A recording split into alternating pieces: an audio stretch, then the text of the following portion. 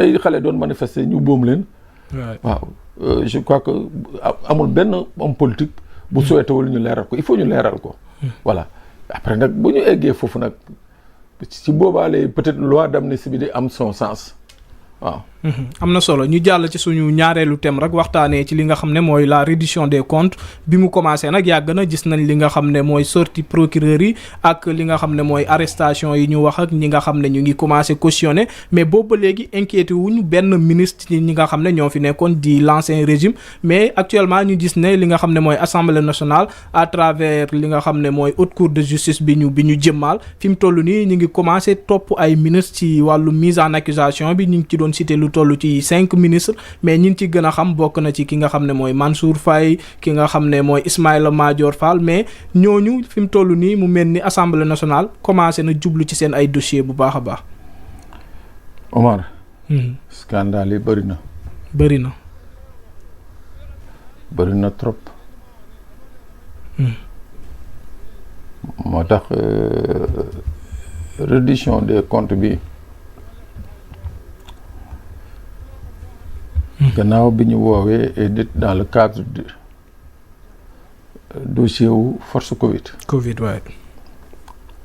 tey ñu ne am na lu toll juróomi ministre yi nga xam ne procureur général saisir na président de l'Assemblée nationale pour que ñu daal di def li ñuy wax mise en accusation.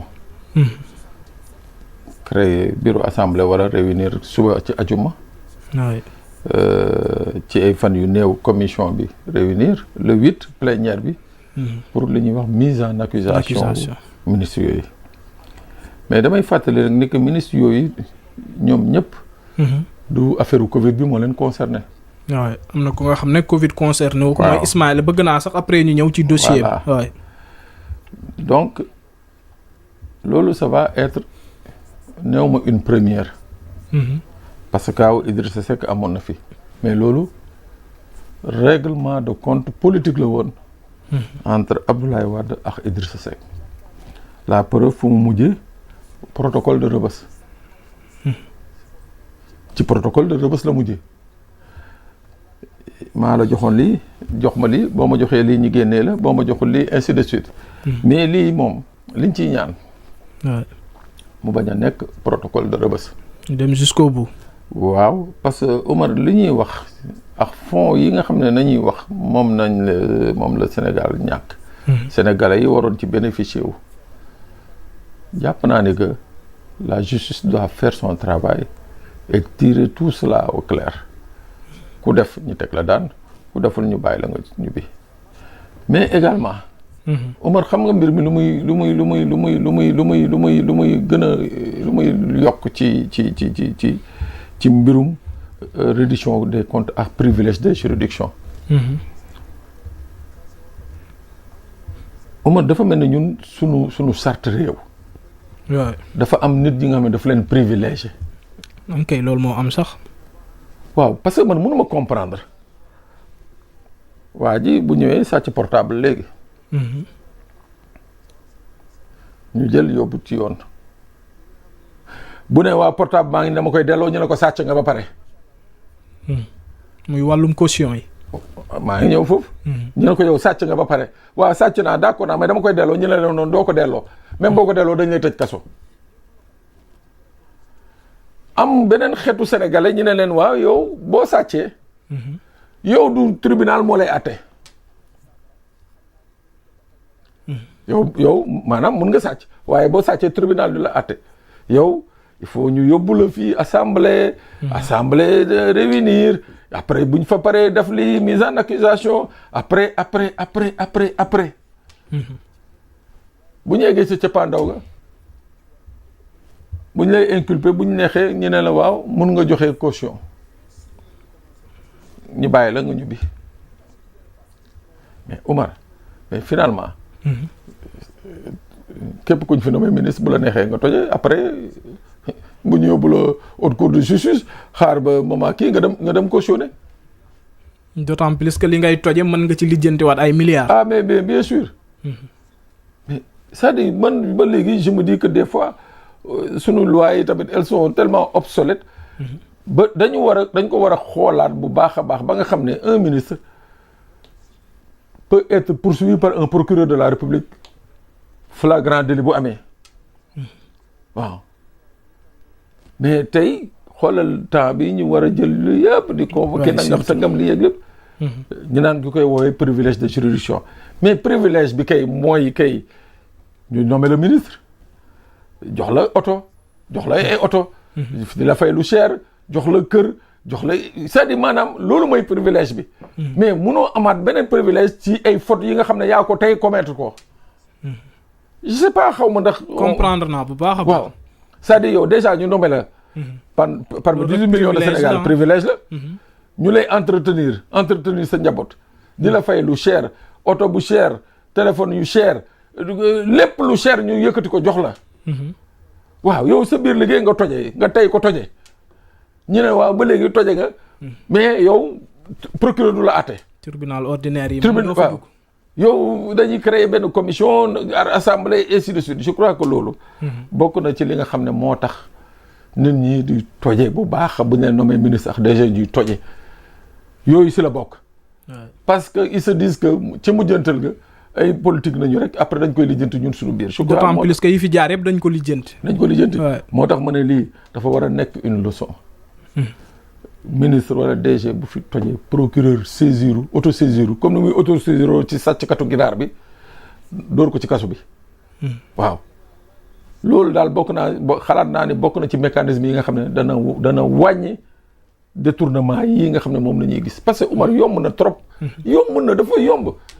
waaw mais ci caution yooyu laa bëggoon ñu waxtaan ci tuuti ñancoo parce que caution yi ñu ngi gis li nga xam ne mooy ay centaines de millions di génn mais ñi nekk di joxe loolu est-ce que nekkuñ di dugalaat seen bopp à travers li nga xam ne mooy enrichissement illicite bi nga xam ne CREI yi mën na leen ci topp.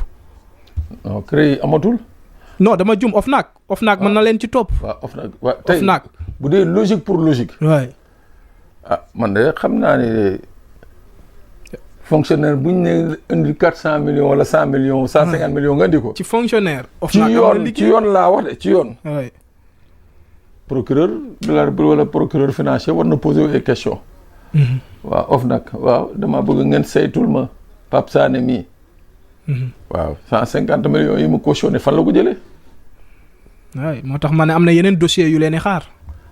xaw ma ndax dana fa àgg wala du fa àgg de mais effectivement il y a lieu de se poser des questions. Il y a vraiment lieu de se poser des questions sur la provenance de ces fonds-là. Mais yomb gars yi nañuy dégg ne 150 millions yomb na de. bon mun naa comprendre un homme d'affaires. waaw ñu ne ko indil 1 milliard mu indi 1 milliard. waaw même s'il y a à dire mais fonctionnaire ñaan la indil 150 millions wala 200 millions nga di ko teg ci table bi ba pare. chauffeur yi sax kay dañuy cautionné. waaw chauffeur yi sax dañuy cautionné. chauffeur yi sax dañoo yor xaalis. wuuteeg sama gars yi sama gars yi daw Dakar Fouta ñoom bes xam naa ne su ma leen laajoon 100 000 pour ñu génnee ko problème la est-ce que du ma nekk sa chauffeur père. di la daw la. ñëwal. ñëwal.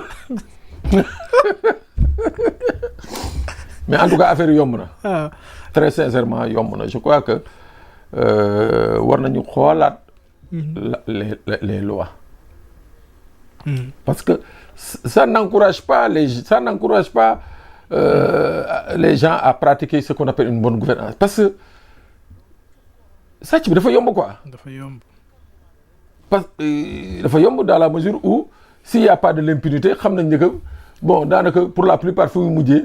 mooy ay masla ay nangam sangam dugg na fi génn fi mais je dis que l'argent public est sacré. dërëm buñ ci laal ku ko ci laal yoon dafa war a dal sa kaw avec toute la rigueur donc nag nañu mënee dal ci sàcckatu ginaar rek sàcckatu vélo yi. nga xam ne ñoom ay problème personnel nañu am ak ay nit ñii am problème personnel ay 18 millions de sénégalais. wax fa dëgg yàlla ils doivent pas avoir un privilège de juridiction gëwuma ko. te ci peine bi aussi li nga xam ne mooy liñ leen di tëj du passé benn 6 ans. 5 ans 6 ans ñu génnaat nekkaat ci seen ay activités. ay milliards. loolu tamit war nañ ko xoolaat bu baax a baax. mu ngoog daal moo tax ma ne il faut revoir les lois. il faut criminaliser le délit de détournement de deniers publics xam nga c'est pas criminalisé. c'est correctionnel là. mooy maanaam homme politique yi ñoom ils se sont arrangés ba nga xam ne ñoom dara du leen laal. waaw tey bu ñu jàppoon benn waay fii muy sàcc guddi. xam nga nu ñu koy def dañ koy criminaliser vol avec circonstance aggravante vol la nuit en escaladant un mur avec circonstance aggravante. vol de bétail rek dañ ko criminaliser. te jàpp naa ne vol de bétail nekkul lu nga xam ne xeeb naa ko lu métti la ci ñi nga xam ne dañoo yor jur. mais peut-être kenn nit nga koy def wala benn famille mais lii nii 18 millions de Sénégalais nga ko teg donc jàpp naa ne lii lañ war a gën a mën a criminaliser. mais mu nga moo tax nag duñ ko def malheureusement les gens ne le font pas. et je crois que nag loolu bokk na ci li tax Sénégal détournement yi bëri. dëkk yu bëri yi nga xam ne amatu fa wàññeeku na fa. c'est parce que y a ce qu'on appelle la politique du bâton. waaw da ngay def rek ñu def sa kaw. waaw gars yi nag war nañ ci taxaw bu baax a baax a baax a baax. jàpp nañ ne ak régime bi moom voilà loolu dina nekk lu nga xam ne histoire buy nekk suñ ginnaaw la parce que détournement yi bëri woon na trop mais tamit état bi war na teg ay garde-fou yu nga xam ne dajeeg ñu ci nekk pour ñu jot li nga xam ne ci xaalis bi day nekk lu nga xam ne lu jafe la mais malheureusement gis nañ ne ku nekk dafa doon jóg di dem trésor di décaisser nu mu la neexee. Omar daal ce qui s'est passé à un certain moment il faut avoir le courage de le dire mooy que y avait tout sauf un état au Sénégal. parce que man bu ñu demee ba nga xam ne les normes les pratiques de comptabilité publique les plus banales. nit mënu ko respecter. kon man dama ne à un certain moment vraiment y avait un laisser-aller bu ñu la ne am na ka nga xam ne benn ministre bi nga xam ne chauffeur am chaque jour mu dem retraite ko 100 millions wala 50 millions.